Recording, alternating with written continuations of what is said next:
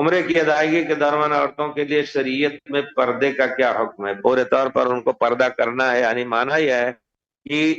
لا تنتقب المرأة، نقاب نہ، نقاب جو خاص طور پر پرانے زمانے میں یہ تو آنکھ صرف نقب عین، آنکھ کا سوراخ سے نظر آئے، اس طرح کا کوئی کپڑا نہ پہنے، البتہ اپنا برقع ایسا یہ دوپٹہ ایسا رہے کہ جب ضرورت ہو،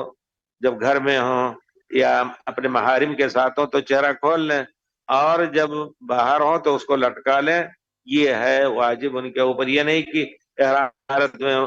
چہرے کا کھولنا واجب ہے، نہیں،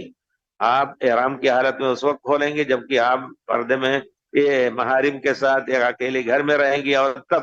ورنہ باہر حضرت صحابیات وغیرہ کا آتا ہے کہ وہ پورے طور پر لٹکا لیتی تھی۔ عام حالات میں بھی یہی ہے، اللہ رسول نے خصوصی طور پر ان کو نہیں کہا کہ نہیں، صرف نقاب سے منع کیا۔ پرانے زمانے کا نقاب آپ لوگوں کچھ لوگ دیکھے ہوں گے، پرانے زمانے کا بوڑھیوں کا نقاب خالی بوریے کی طرح اسے ڈال لیتی تھی، آنکھ کا کے اوپر جالی بنی رہتی تھی،